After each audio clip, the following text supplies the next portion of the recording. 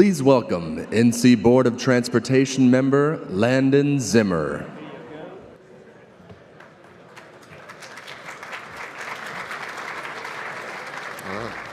Thank you. Welcome back, everyone. I'm excited to welcome to you our first general session of the summit this year. Our first general session this morning focuses on artificial intelligence and its use in the transportation space. A lot of unique technologies that leverage AI have emerged in the past few years, and I'm excited that North Carolina is continuing to embrace these changes. I'd like to welcome Secretary Joey Hopkins to the stage to introduce the panel.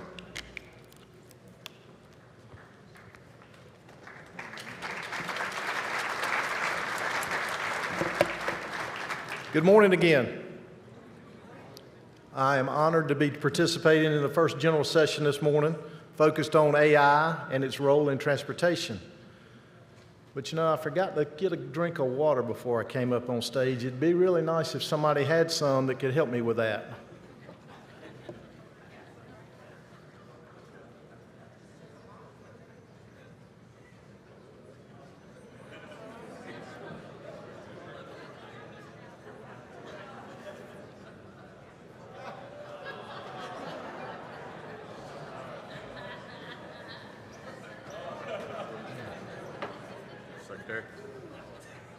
Your water. Dang! Doug, you're too late. I beat him. I beat him. Doug, you're too late.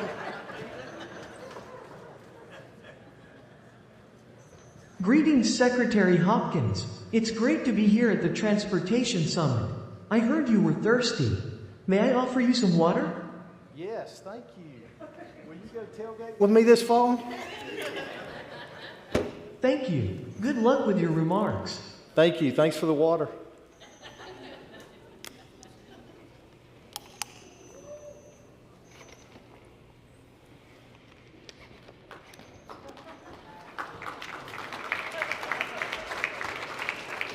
Appreciate the try, Doug, wherever you're sitting at. I can't see you from.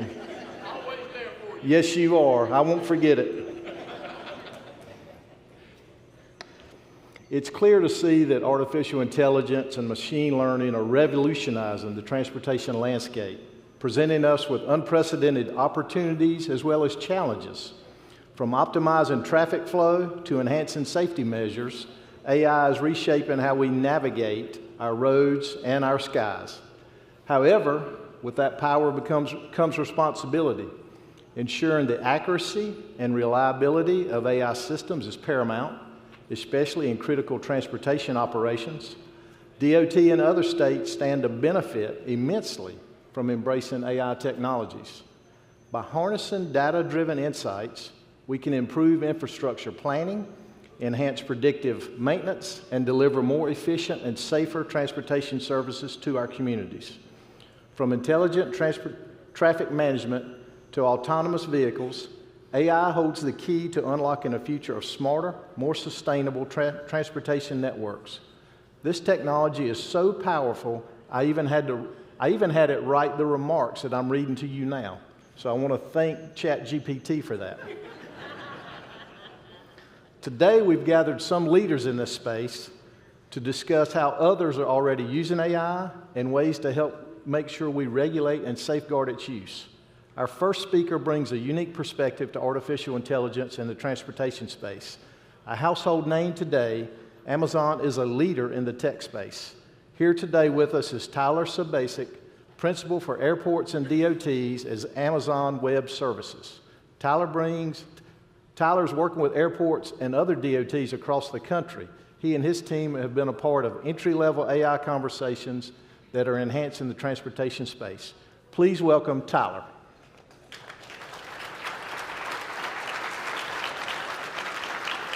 Awesome. Hey, Tyler. Thanks, Secretary. Awesome. Perfect. Well, thank you all for coming here today. My name is Tyler Sabasic, and I cover airports and DOTs for AWS. As part of this morning's conversation, I want to walk you through a little bit how generative AI works, and then talk about how, with anything AI, we should still focus on the problem. That's the core to what we're doing. And then lastly, don't forget about or don't discount the application of traditional AI in the transportation space as a whole.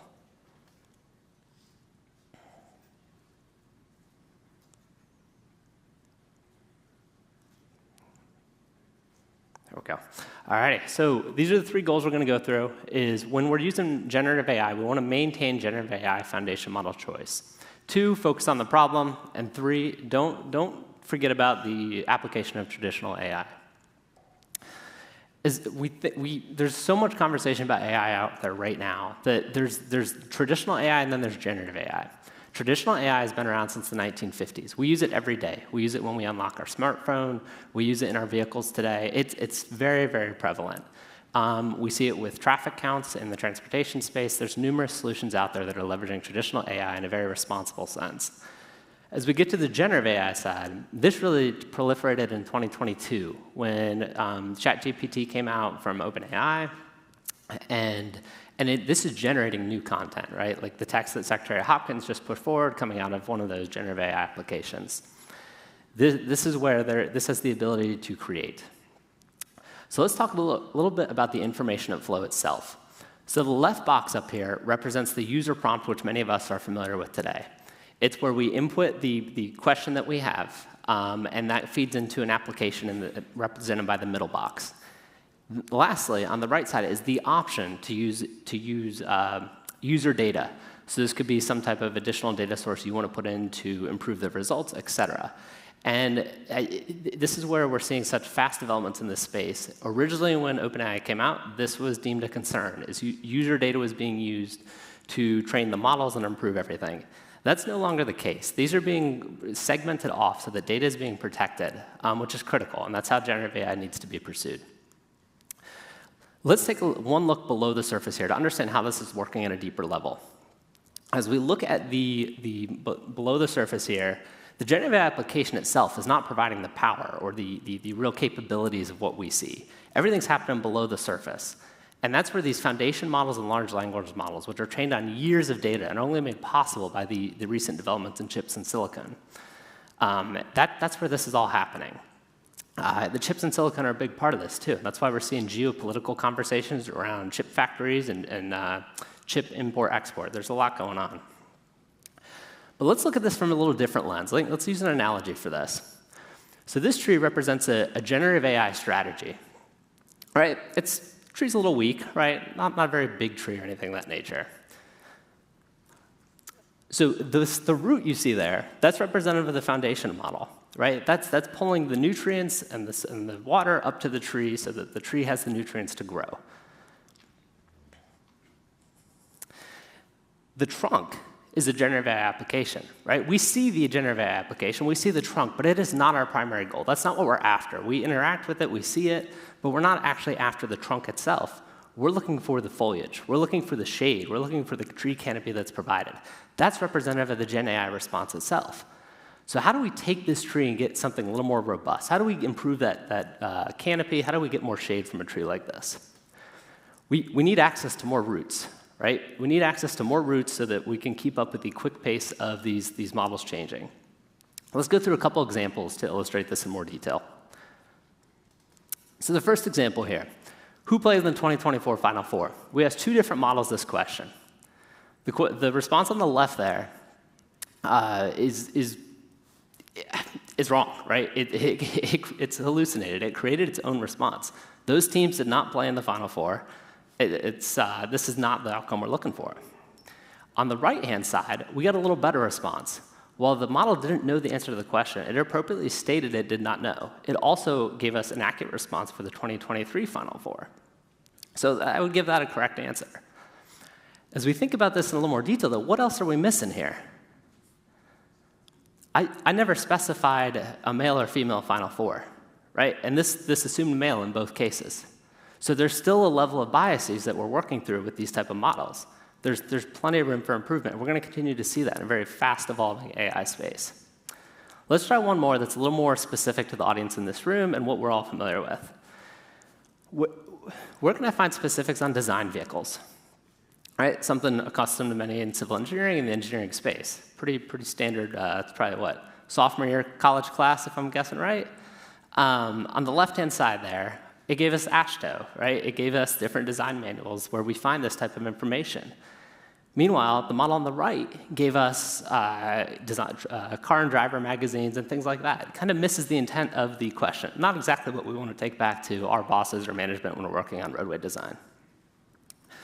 So as we see how these models are giving some different responses, it really illustrates the need that we have access to more models and do so in a secure way.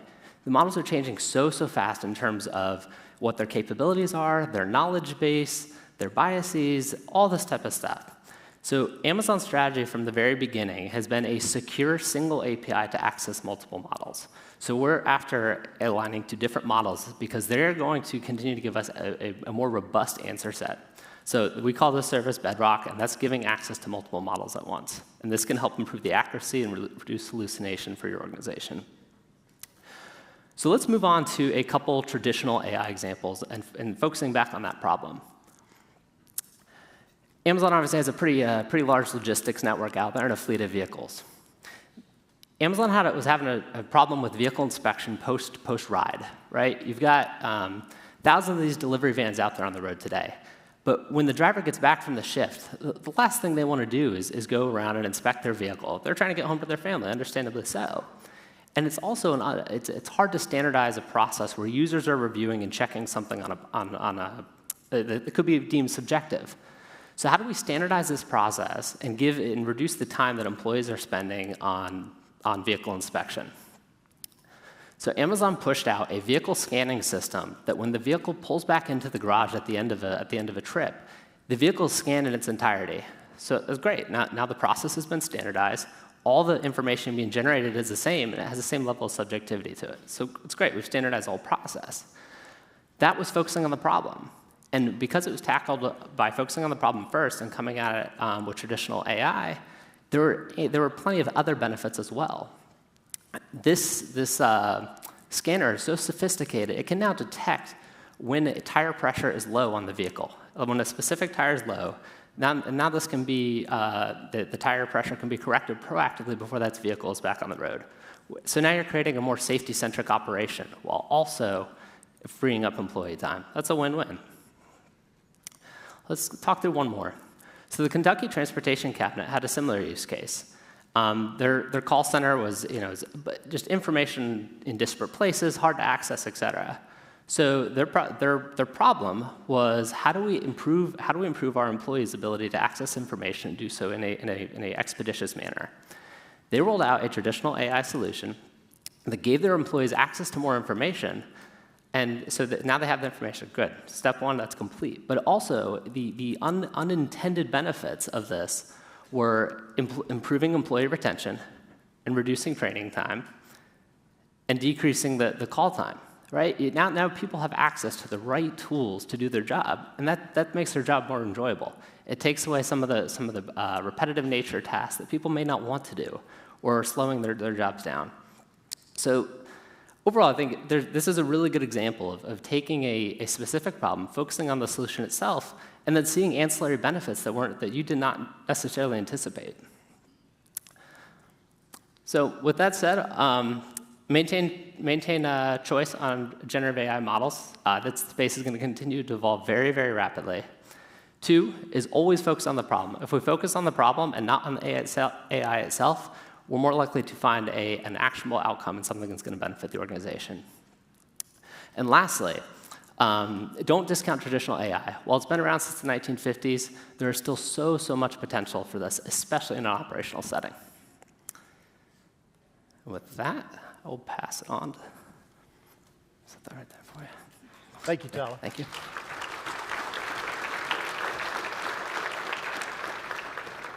Tyler, thank you for your insight. For companies like Amazon can help us continue to innovate in this space. But I think we all know that NC State was in the 2024 Final Four. Go Pack. Our next speaker brings a unique perspective to artificial intelligence in the transportation space. Volvo and Mack Trucks have been using AI to improve the uptime in their vehicles, and they're continuing to innovate in this space. Here to share insights into Volvo North America's relationship with AI is Connell Deedy, Director of Customer Productivity Solutions. Connell brings over 30 years of experience from the transportation field with a large emphasis on increasing uptime of vehicles their reliability and stability. And Volvo has a direct relationship with this area because they have their headquarters here in Greensboro. Thank you, Connell, for being here.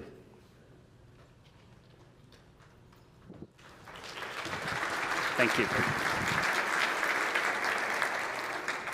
And thank you, Secretary Hopkins, for such a warm introduction. And it's great to be in front of so many transportation professionals here in North Carolina, here in Greensboro. I don't know if I mentioned that, Secretary, but I graduated as a civil engineer, and my first job out of college was a transportation planner. And now I've moved into trucking, but I understand all that you do to keep North Carolina and America moving, so I thank you for that. But first, I want to talk a little bit about the Volvo Group. There we go. I still have to explain to my father occasionally that I don't work for Volvo Cars. I work for the Volvo Group. And so he'll point out a nice Volvo car going down the road and said, "Oh, I see the car you're working on. Thank you." Now I just say thank you. But the Volvo Group has a very large presence globally and in North America, and then especially here in North Carolina. So I work in Volvo Trucks and also work with Mack Trucks, but there's also Prevost Bus, who you may know from the motor coach industry, Nova Bus in the transit industry, Volvo Construction Equipment. There's a lot of pieces, Volvo Penta marine engines and financing arms, so it's a very large presence. And we build, at least on the trucking side, our engines in Maryland. We got a factory for Mack up in Pennsylvania, and the largest factory in the Volvo Group right up the road in Dublin, Virginia, where we build Volvo trucks. And then when I talk about right here in the Triad, Piedmont Triad, we over 3,600 employees right down the road here at 68 and 40 that are really helping to shape the future of trucking. And they're working on it every day. This is where we're designing electric trucks, which we launched last year, and we'll continue to expand our electric trucks presence. We work on autonomous trucks right here, right down the road here at 68 and 40, developing the future of autonomy in trucking. And we also have a lot of research and development working on services around trucks. So when we talk about trucking, it's very traditional business where we're building iron, nice tires, put some chrome on it, and then a bug deflector and a few things, a little bling on there, and that's really how the industry was going for a long time. But that's all changed. Technology is super important to making sure that those trucks are available for their job. They're not cheap, so they're a tool, and we want to keep them, our customers want to keep them running as predictably and as efficiently as possible so that our economy can keep moving. And how are we doing that? So I want to talk a little bit about how we are using AI and, to a degree, machine learning to make sure that our trucks are as dependable and reliable and safe as possible. And when we talk about using AI, our number one thing that comes to my mind is remote diagnostics. So in 2015, we launched a program called Volvo Remote Diagnostics, where we would get information remotely from a truck, and then to be able to diagnose, if we detect an issue, what that is. You may have experienced driving a car. I don't know if we maybe have some truck drivers here, but in a car, if you have a check engine light, that's not a good feeling. You don't know what to do. Is that going to screw up my day? Do I need to stop? Can I keep going? Is this going to cost me a lot of money? Am I going to lose is it going to be down my car for a few days? What is it? It's just a big anxiety button or light right in front of you. Now imagine if you're pulling a trailer full of cows and you're in Arizona, it's 100 degrees out, and that truck, you might have to stop that in the middle of nowhere. That's even a worse feeling.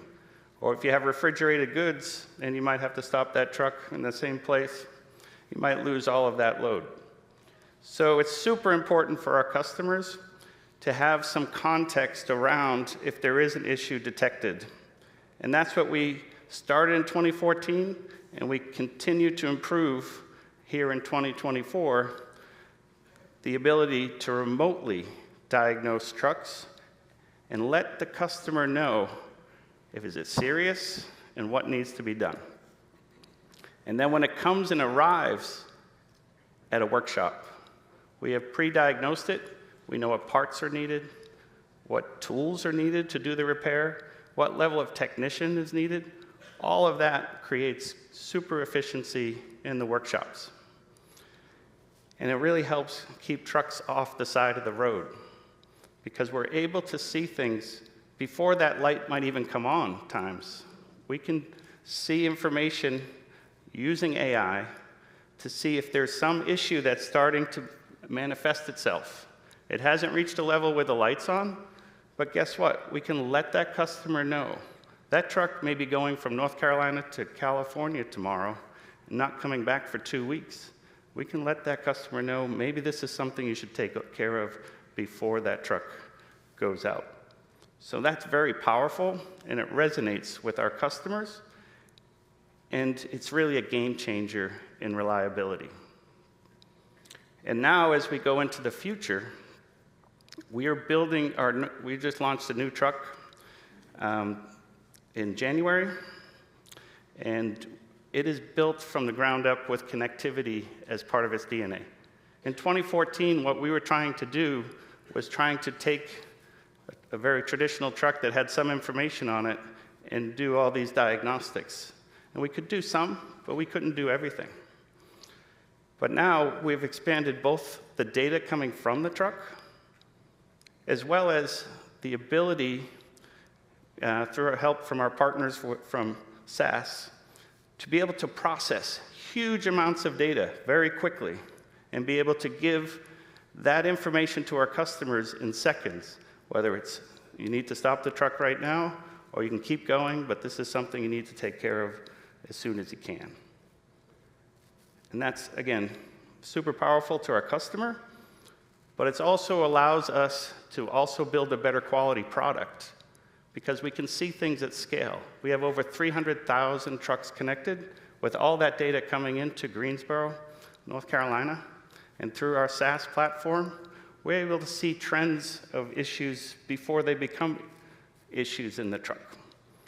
So in the old process, there'd be a lot of warranty claims, could take months, but now we're able to see those in real time and be able to take action in our engineering and our development so the next truck we build won't have that issue. And so again, it's helping build a better quality product for us, and we see it. We have the best quality truck we've ever had at Volvo Trucks that is out on the road today, and even in the future, it's going to continue to improve. And it's not just limited to uptime, what we call uptime, or being able to predict downtime. It's also about safety. We're able to see things, and having this capabilities with this platform and AI, we can start asking questions to the data, and the AI or the data can answer those questions. I was at a customer last summer, and they said that they'd had an issue with their safety systems not working properly. And you know, from Volvo, everyone takes that seriously, but we were really worried. Is there an issue with our safety system that's not working? And it's the automatic, what we call automatic cruise control, but basically keeps you from rear-ending another vehicle if they stop short, and will even apply the brakes for you. But their system, they were getting issues, and they were thinking that some drivers might be tampering with them. And I said, wow, I think we can do something about that. We can start monitoring it. But I didn't know this was a thing until I asked a few people, and I started seeing that there is some tinfoil that seems to get caught right on the front, and even sometimes with zip ties on it on the right. mean, I have a CDL, but I'm not a truck driver, but they often have a lot of time to think about, time on the road to think about how to defeat something. But that wouldn't happen in North Carolina, that's only in Tennessee. But anyway, but those are the type of things that now with AI we can detect not only that that happened, where that happened, and with this customer we work with them, and now they don't get things stuck on the front radar, any tinfoil anymore, because they know exactly, our system can tell exactly when, where it happened, and let them know that it's not a failure in the system, it's a driver taking their own action. So those are a couple examples of how we're using it. We're doing many other things, but thank you very much for your time.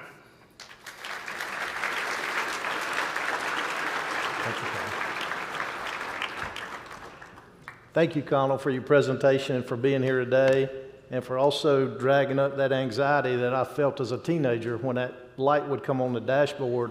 And I'm thinking, did my dad say if it's check engine light, I need to stop? Or did he say, is it the temperature light, I can ride till the next exit? What am I supposed to do?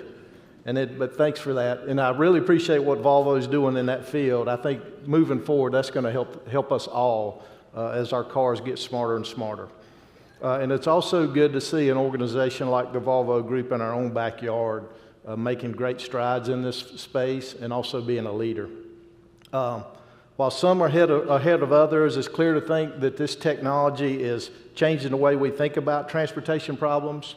We did have on our agenda today the director of Caltrans, Tony Tavares, scheduled to be here, but due to some travel issues, he's not able to be here this morning. But the good news is we've got a great stand-in. North Carolina is very fortunate to have many technology-focused organizations here today, and also including one of our partners in SAS. Today we've got Alyssa Farrell. She is the Director of Global Industry Marketing for SAS. You all just heard Tony talk about their partnership with SAS and the way SAS is helping them at Volvo Group. But Alyssa's here to share more of what they're doing in this space, and we're happy to have her, and I apologize to her in advance for the very short notice, but happy she was able to step up and come in. Alyssa? Thank you. Yeah. Sure. Thank you, Secretary Hopkins. And as someone who lives in Greensboro and has an office in Cary, I burn up the miles between here and Raleigh 1 or 2 times a week. So I do want to say thank you to all the engineers and project managers and operations staff who keep us safe on the roads and the rails, because we are all on the move here in North Carolina. SAS is a North Carolina company, as you mentioned, and spun out of NC State. Go Pack. All right, go Pack. Back in 1976, still privately held company, focused on data and analytics software. So I'm really excited to be here today and kind of ample on what some of my colleagues here have shared. So analytics companies like SAS have been working on analytics and AI for decades to get to this point where we can now operationalize these insights. It started with mathematics, led to machine learning, deep learning, and now AI and generative AI. And this will continue to further transform our applications in the world. So where is it going? It's really enabling our organizations, including governments, public sector, transportation, to be more productive and effective, getting more done faster and more efficiently with this technology. It also helps us to identify problems of concern sooner, as we just heard from Volvo, prevent adverse events, detect and manage our resources more effectively. So I'm going to provide a few examples that we've seen in the public sector and also in transportation. But let's first double in. I know we heard this as well from Tyler. What is AI? It's really an opportunity for machine systems to learn and emulate human behavior, designing systems to support and accelerate human decisions at scale. But there's multiple types of AI. When we talk about the different types, we call them branches of AI. So we have computer vision, machine learning, natural language processing. And these continue to evolve. So even within machine learning, that breaks into deep learning. Deep learning is how we emulate how the human mind works. And then within deep learning, that's where we get into the generative AI space, and particularly looking at 3 types of generative AI, from large language models, like ChatGPT, but also we see synthetic data and digital twins, and I'll give a few examples of those today as well. But let me start with machine learning, which we've also heard a bit about. Machine learning learns from all the data that's fed into it. In fact, the more data you have, the more accurate the model is. And we know there's a challenge with data governance, data completeness, and we'll come back to that with some synthetic data examples as well. But the machine is able to ingest massive amounts of data, determine the right algorithms that are fit for that purpose, and provide an output that a human can take and adopt, all through an automated process. An example of this, well, the DOT is already applying synchronized signals technology, right? What if we can use machine learning to go a lot faster and a lot further, take in trillions of data points, and help use that to better synchronize in a more real-time fashion how our traffic flows through our cities and through our other congested areas? The city of Istanbul, in fact, has installed thousands of sensors, and it's using that sensor data to monitor traffic flow and congestion. It's helped to reduce commuter time on the roads, but also reduce their carbon footprint, and looking at the quality of the air in Istanbul. So the AI algorithms can also use this data for planning purposes, right? How are the traffic patterns changing in that particular area, and what do I need to do to invest in new infrastructure and planning for those purposes so I can plan into the future? Another area that I personally love is natural language processing. NLP makes it possible for computers to read text, ingest it, interpret it, measure sentiment, and determine which parts are important and not important. And the overarching goal is to take raw language and use algorithms to transform and enrich that text. One of the common uses of NLP is in crime investigations. And in fact, I bet some of the roadway information is captured in these crime investigation reports as well.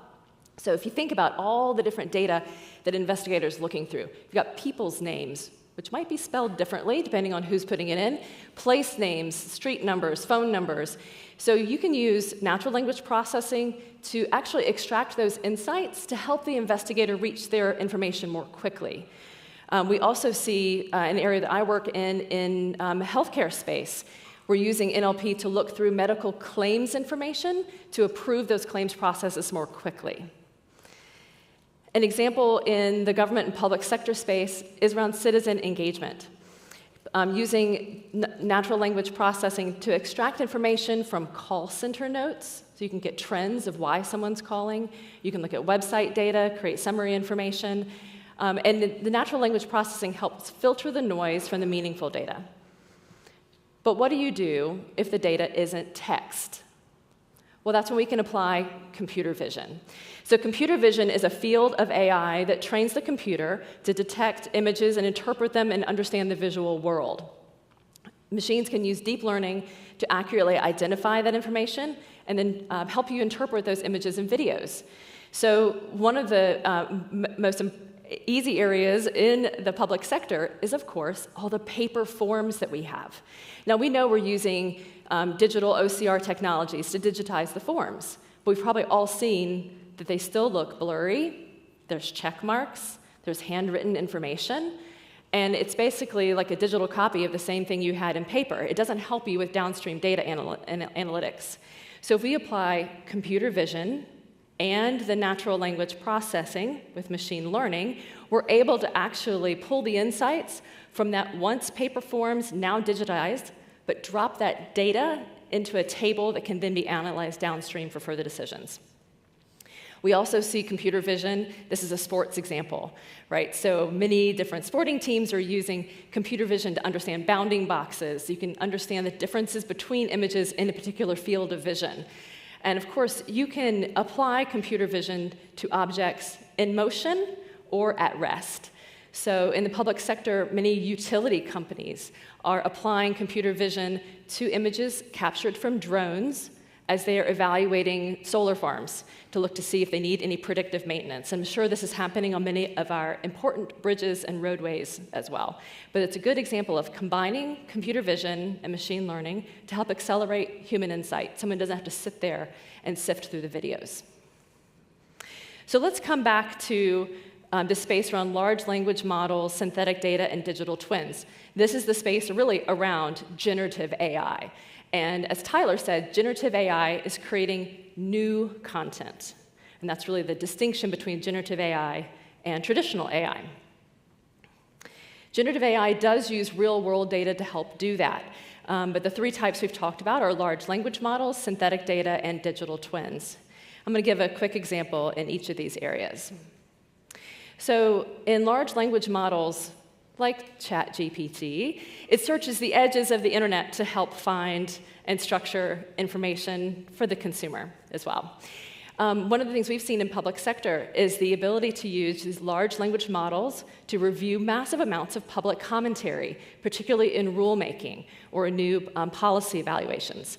So it's great to get public input, but sometimes it's very time-consuming to go through and review all of the commentary that's been provided.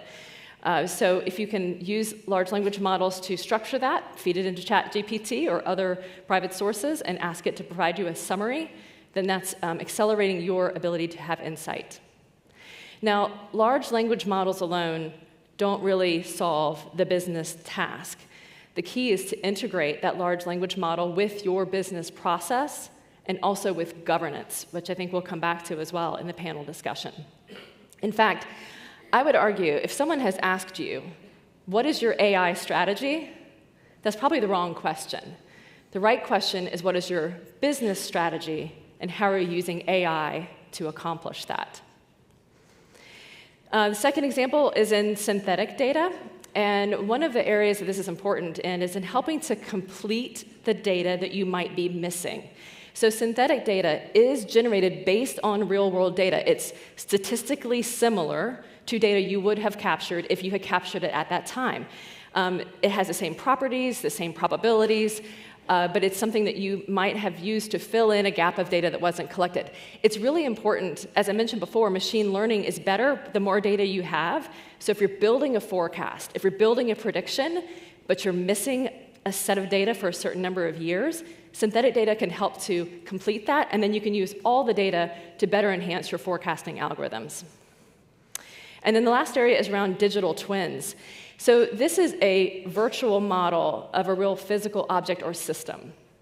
And you can use this to simulate the effects of a natural disaster or on another event on your particular infrastructure. It's good for capital project planning, for emergency response. In this example, around flood prediction and safety, something we're doing in the town of Cary to help better understand how to route traffic flow around roads that might be flooded, to better understand how people can be safer as they move through the city. So these digital twins, I think particularly in the space around infrastructure, will only continue to evolve, to become more sophisticated. And I know your engineering minds are already spinning on how can I create those physical, virtual models of a physical space, and there's already some very advanced technologies that can also help you do that. So I'll end just with a note about trustworthy AI.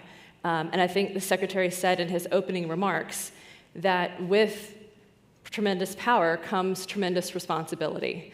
And we certainly see that to be the case with all of the AI applications. We know that technology doesn't exist in a vacuum. It's not a silver bullet. There's people, there's processes, there's culture changes, there's skill sets, and there's data and governance that have to go along with it. Some of the key components that we see as well is that having trustworthy and ethical AI is critical not only to protecting the interests of our citizens, but to ensuring the adoption across our own organizations. We have 6 principles for trustworthy AI. We have an internal data ethics practice and a global ethics advisory that's a multifunctional program that we work with many of our clients on to ensure that AI is human-centric, that it's inclusive, that it's accountable, it's transparent and auditable, and also that it's robust and ensures privacy and security. I know there's a lot written on this space today, but at SAS, we truly feel that if you don't start from a place of trust and ethical AI, then it's not worth proceeding into the further downstream steps. So I hope that helps give you some examples of the work that we're doing in the public sector, as well as the excitement around where AI and generative AI is going. If you want more information, you can follow these links that are on the screen. But with that, I think I'll turn it back to the Secretary.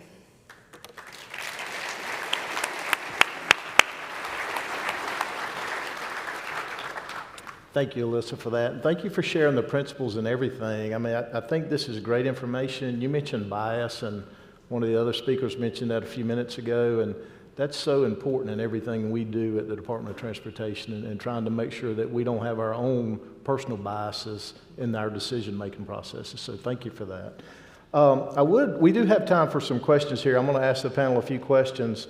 I would like to kind of bring it back a little bit as we start this back to our opening speaker, Solomon. I think he did such a great job of talking about the issue of mental health and what all it means. He had a very inspiring speech with this group this morning. So I kind of want to start with that. And really, Tyler, you talked about how AI is helping with retention in Kentucky with their Department of Transportation. And I'd like to ask our panelists, how do you really see AI affecting our workforces? All of us are dealing with a lot of turnover, retention issues, higher vacancy rates probably than we've ever seen in each of our organizations. So really, let's tie that back to our workforce, and how maybe do you see AI impacting that one way or the other? Tyler, if you don't mind starting. Yeah, absolutely, no problem. So the Kentucky use case is really interesting because they embraced it completely to figure out, how do we improve the workflow for this group today? And it's just these traditional AI tools that have been evolving since the 50s really provided a monumental shift in giving them the information to use for their day-to-day jobs. And I think that's where there's so much benefit across so many industries right now, and your information can become so much more accessible if the right frameworks are put in place up front. The less time we can spend on some of those repetitive tasks that are probably the items where we don't enjoy most in our jobs, right? If we can reduce some of those type of tasks and focus more on some of the creative mindsets or the big projects that we all want to go tackle, that's a winning formula to keep employees happy and keep them focused. Thank you, Tyler. And Connell, I'll turn it to you now. Y'all were really doing a lot of good stuff, and you shared that with us. And so you've probably got some real-world examples. I think one of the fears you hear about AI is it reducing the need for our workforce. And so, again, you've got great experience with that, and interested to know, has that reduced the need to have people in the shops or technicians? Is it changed their roles? What has it done to Volvo? Yeah, it's when we started rolling out both our remote programming, and we also were able to do over-the-air programming of modules if it's needed. We got some pushback from the dealers thinking that was going to inhibit their work, or they were taking work from them. But really, what's happened is they fully embrace it. One of the biggest challenges that our dealers have is technicians, or maybe your shops, if any of you have shops, is keeping good technicians, are really hard. And the ability to bring new people in, and if the remote diagnostics is one example, when we can diagnose the whole truck, that's the hardest part from a technician standpoint many times, is what do I need to fix or what do I need to change? When we can do that ahead of time, we saw the efficiency of the dealers go up. They're able to get more junior people into the workforce, and generally it's everything's packaged for them together, and their job satisfaction goes up. So it really helped them gain the efficiency and get new people into the workforce. Great, thank you for that. And Alyssa, same question, but maybe a different twist. What about training needs? I mean, I grew up in a world as a kid, we didn't have computers, and they started trickling into as education and then ultimately our workforce. But when it first started, everybody didn't have one. Either the boss had one or the person doing the most processing had one, and we had a lot of shared shared equipment in the early years. Now we all have multiple computers, whether it's an iPad or a phone or desktop or laptop or whatever. But how do you see AI and what are our training needs for our workforce as we move further and further into using this technology? Mm-hmm. It's a really good question because I do think that training and professional development is closely tied to retention, right? I think that our workforce wants an opportunity to continue to grow and continue to be challenged. I mean, there's a few ways that AI is being applied. We've mentioned the skills gaps, the skills shortage, better understanding, where those are impacting our projects that are moving forward. But I think there's so many opportunities now to tap into community-based programs for AI and training, and even in some of our technology partners. If we can provide opportunities for learning on the job with applying AI, then it gets our organizations more interested and more engaged in their jobs themselves. And who knows what innovation you might uncover. We run internal pilots all the time. Let's try out this we're doing a co-pilot now for our Microsoft Teams. And it's really interesting what you learn from it very quickly. And I think that it's starting to have some positive employee morale, which is what you mentioned as well. New technology can create that and can improve retention and improve morale as well. Okay, kind of a follow-up question. Do you see us as a whole teaching all of our employees how to use AI, or would we start with maybe an AI business unit and that their primary goal would be to push AI out or up through or down through our departments? So let me tell you how I've seen some of the other large organizations, and you're a very large organization. What's becoming more emerging is like a hub and spoke model. So there is a central group which helps with data governance, helps with AI training and skill sets, and making sure the right data is applied to the right problem. So that's in the hub, like an enterprise AI hub.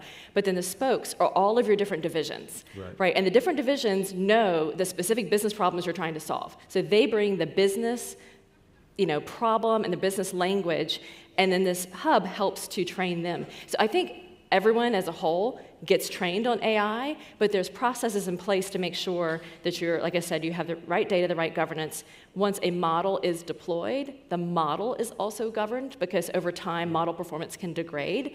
But I think that hub and spoke model is what I've seen in public sector, but also in commercial organizations working the best. Thank you, Alyssa. Tyler, Connell, anything to add to that? I like the hub and spoke analogy. I feel like it can maybe come from the aviation space. That resonates. But yeah, we're seeing very, very similar in that space. So that it could be an innovation committee, it could be a group within IT that's leading the AI type initiatives, but you have to have those business lines there. If the business lines aren't there, you kind of miss that focus on the problem piece. So I think it's a really good way of putting it. And then as far as the training goes, there's a massive upskilling initiative going on. I mean, across the globe right now with these type of advancements. I know AWS has a commitment out there to train 29 million by 2025. So that kind of stuff is well underway. I think there's an immersion day with the city of Charlotte going on today and tomorrow. I think we offer those over in Raleigh and everything. But there's these different immersion days in various locales that anybody can join and participate in and learn these type of skill sets. Good, thank you for that. Yeah. Connell, anything? Yeah, and it's same in our organization. Yeah, we started centrally, and now with different business units, if it makes sense for them to be able to leverage the different machine learning that we have to ask the important business decisions that you really want to answer. I know one of them, when we started, was a little crossover. Where are we missing a dealership? Where should we have a location to have a shop that there's a lot of trucks passing by that are having issues and they have to go too far. And we, put it on a map and we're able to kind of answer that very quickly through the SaaS platform and see, okay, we saw this area it looks like it has an issue, no dealerships. Then we saw a lot of our fault codes happening at dealerships. And then we said, they were also recommended. So you also have to have the human behind that to really look at the data and see the answers that you're asking, and you realize that, of course there's fault codes happening at dealerships because they're unplugging things and doing that. So you really have to have that human element and that business element to really ask the right questions, and when they see the answers, make sure that they're valid.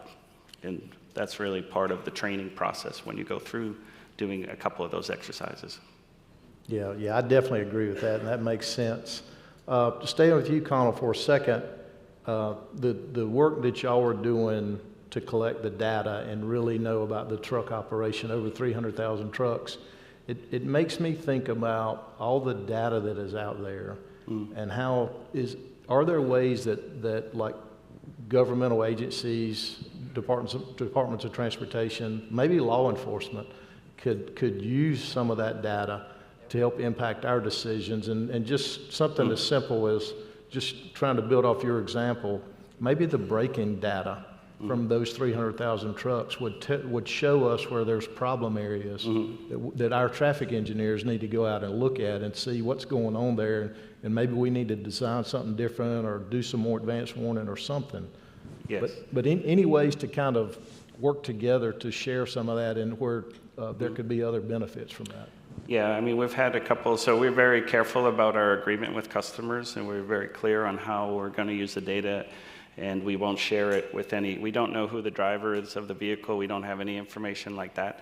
But then there have been a couple, and we also have in our agreement that we can do some of these where we strip off all the identifying information, like the VIN number or anything that says which vehicles there are, and we have done things like that to see where there are a large amount of accidents or where there are dangerous places, or truck parking, where are trucks parking at night is one of the things, because we have it's an issue in the industry. Is there enough truck parking, safe truck parking for our truckers?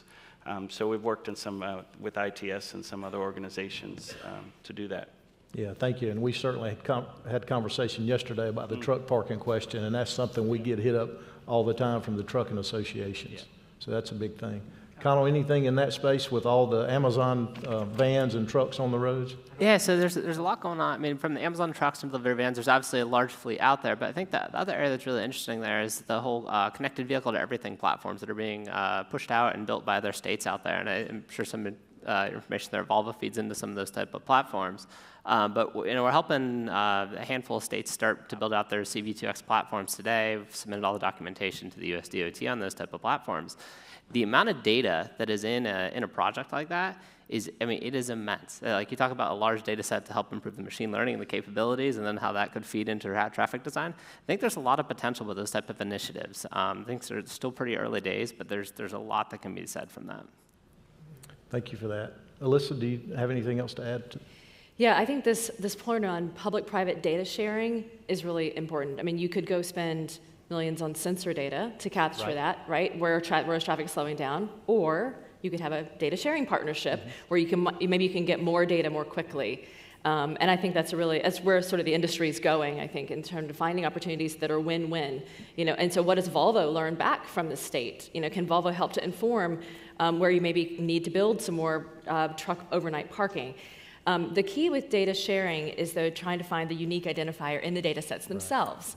And I think that's a challenge. But that's something that clearly can be overcome through many of the data management systems that help to connect the data. But that's something to think about, connecting the data, and then how often you want to ingest it. Because no offense, AWS, the cloud's not free. We pay for time in the cloud, we pay for storage in the cloud, you pay for compute resources. So I think from a public sector, also looking at what's the responsible fiscal decision about where we're going to go and where we place our bets. Right. Yeah, and I think that makes sense. If you don't have a plan to start with, there's just so much data out there, and it can be overwhelming very quickly. So you really need to know what you need, how you're going to use it, and where you're going to keep it. That's right. Yeah, thank you for that.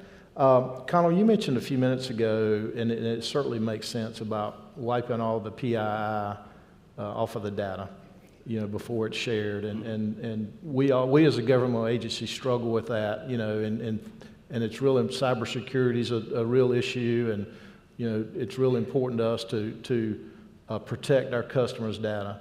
So, but with generative AI, there's so many opportunities, it seems like, for this type of information to get out into the internet world very easily. And so can we talk about maybe some of the challenges with this? And there may be other challenges too, but some of the challenges with protecting this data and still having the ability to use generative AI to solve a lot of problems like it's doing now. And Connell, you're welcome to start, but I'll ask all three panelists. Yeah, so we were very careful that we wanted to own the whole, from the beginning to the end, and the evaluation of the data stream. So we built our own telematics box in the truck. It's built in, and it's in a very secure place. It's not easy to find, never mind to hack. And then coming all the way off the data stream, we own that whole pipeline. And then we're using the SaaS platform, but it's within our data walls. So in that example, we want it end-to-end. We want full control in the security of that so that we're responsible for that. And we felt that was super important to build the trust with our customers. And that was how we went about doing it. Thank you. And that makes sense. You got to protect your own brand. Yes, right? It's Alyssa? super important. And I think we have similar responsibilities when we're looking at the AI and algorithms and working very closely with our cloud partners, because it's not just any link in the chain could be exposed. Right. And as you were talking, you started with bias. There's a lot of bad actors who are trying to create misinformation. Well, that misinformation feeds into these AI models. So having a human in the loop that can kind of detect what is misinformation, I think, is really important. But security through all levels. It's everyone's responsibility, top to bottom. Yeah, and that makes sense. Thank you for that. Connell? I'm sorry. Security, it's job zero at AWS. That is primary reason why Amazon's Gen AI strategy was perceived late, but it was very much focused on ensuring that the generative AI models were secure by nature, that there was access to multiple, and that we weren't rushing any solutions out there because security is paramount. We're not going to push out a solution that lacks a security feature. Mm-hmm. Thank you for that. Appreciate it. That's really all the time we have this morning. I think I'll ask his board member, Landon Zimmer, to come back on stage, and while he does, if we can give this panel a big round of applause. Thank y'all so much.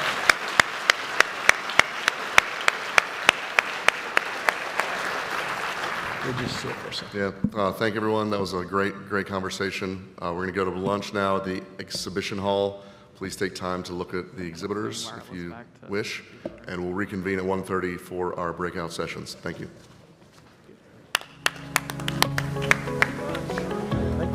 Thank you. This was a pleasure. I really appreciate it.